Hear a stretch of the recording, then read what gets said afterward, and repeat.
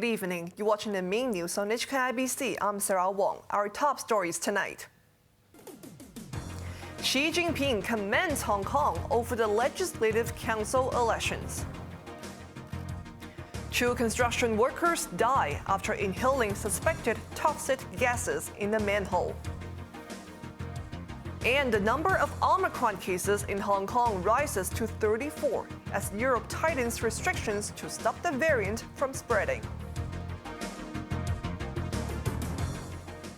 Carrie is completing her final trip to Beijing within her current term as chief executive. This afternoon, she met President Xi Jinping, who praised the SAR for successfully carrying out the Legislative Council elections under the newly revamped system. Wong has the story. Chief Executive Carrie was received by the country's top leader in Beijing, a meeting, she emphasized, that would be her last this term. 成功举办选举委员会选举。 President Xi Jinping praised the Hong Kong leader for overseeing successful election committee and legislative council elections. He also commended her on the SAR's pandemic control policies and for returning the city to order from chaos. 非常感谢主席对我们 In response, Lam thanked Xi for his backing, adding that 2021 had been a very extraordinary year. This morning, the chief executive met Premier Li Keqiang, who said the central government fully affirms her work in the SAR.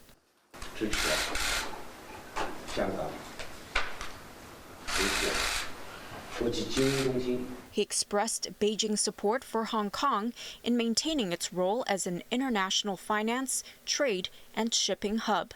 We hope Hong Kong can directly connect with the country's development strategy, Li said. The premier also acknowledged Lam's work in keeping the coronavirus at bay and asked her to keep up her performance.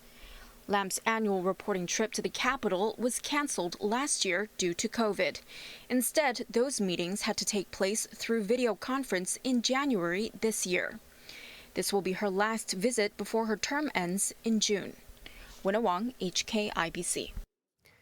2 men have died after inhaling suspected toxic sewage gas while working in a manhole near the airport. 3 colleagues who tried to rescue them felt unwell and were rushed to hospital. Isaac Lee has the latest. The parents of the construction workers who died were emotional and said the contractor did not tell them what exactly happened. All that they knew was that their sons were not wearing any safety gear when they went down a manhole in Chaklapgok at around 9 this morning. They had surgical masks when they were put out. The workers aged 34 and 38 passed out while inspecting a 4-meter-deep manhole at a construction site on Chun Kwang Road near the airport. They were in a coma when firemen rescued them and sent them to North Lantau Island Hospital, where they died shortly after. 3 colleagues who tried to save them earlier complained of feeling unwell and were admitted to hospital in serious condition. Initial investigations showed that all 5 workers had inhaled toxic sewage gases. Firefighters with anti-toxic masks and equipped with oxygen tanks later checked the manhole. Labor Department staff also arrived to investigate. This was the second such case in 2 months. Last month, 4 workers were trapped in a manhole in the Siu Ho Wan sewage treatment works in Lantau. 1 of them died and 3 others were seriously injured. Isaac Lee, HKIBC. 5 people have been cleared of rioting charges, but 4 of them were found guilty of violating the government's anti-mask law. The district court rejected the prosecution's argument that fleeing a protest scene indicated guilt. However, 4 defendants were convicted of breaching the face mask ban on the day after it was enacted. The 5th person had earlier pleaded guilty to the charge. The 5 were arrested in October 2019 during a protest in Wan Chai. They were ordered to remain in custody until sentencing next month. 2 young men have been sent to a training center after being convicted of arson and assaulting a police officer. Zhang Waguan and Lo Nifeng were arrested after petrol bombs were thrown at the New Territories North Regional Police Headquarters in April last year. Judge Johnson Lam said the pair didn't act on impulse but had planned the attack.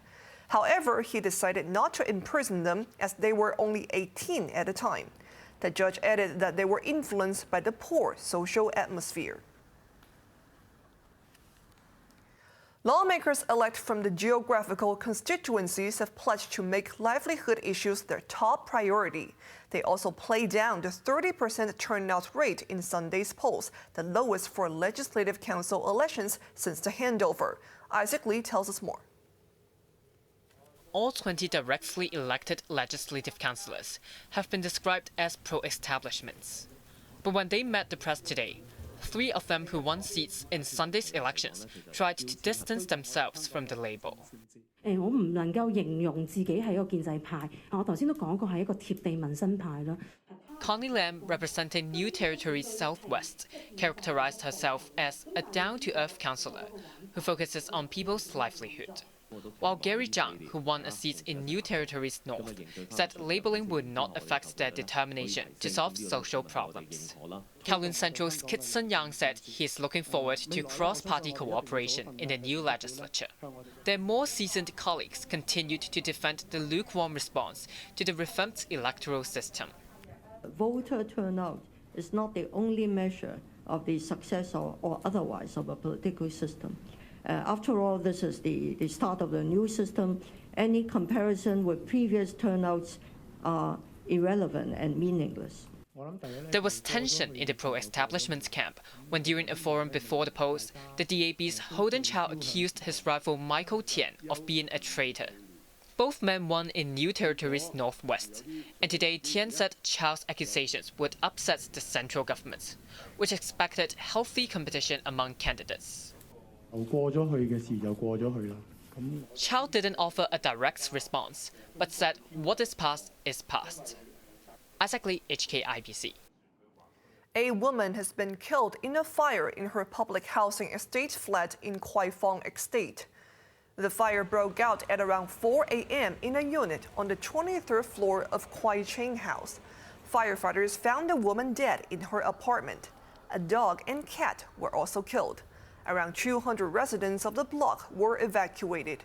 Police believe that a short circuit caused the fire. The city now has 34 Omicron cases after 7 more were added today. 6 men and 1 woman who tested positive for COVID over the past 2 days were confirmed to have the new variant. While Hong Kong has had no locally transmitted COVID infection for 75 days, another 7 imported cases were reported today. They came from several places, including the Philippines, Britain, and the United States. All had mutated strains and had received at least 1 COVID jab. Restrictive measures have been reimposed in many parts of Europe in a desperate struggle to clamp down on Omicron ahead of the festive season. Britain and the United States, where cases are multiplying, stepped up vaccinations. The United States is facing a grim holiday season as daily COVID infections soared by 150,000 on average in the past week. 2/3 of the new cases are of the Omicron variant.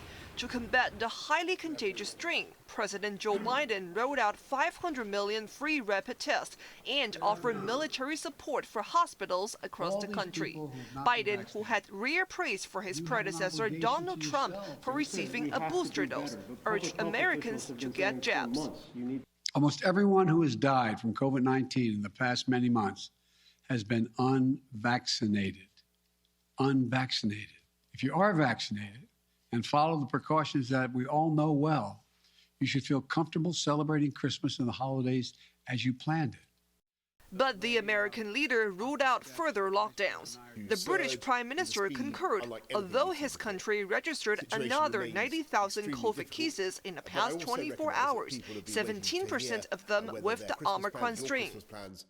We don't think today that there is enough evidence to justify any tougher measures before Christmas. If the situation deteriorates, we will be ready to take action if needed. And what this means is that people can go ahead with their Christmas plans. Scotland, Wales and Northern Ireland, however, were quick to restrict social mixing.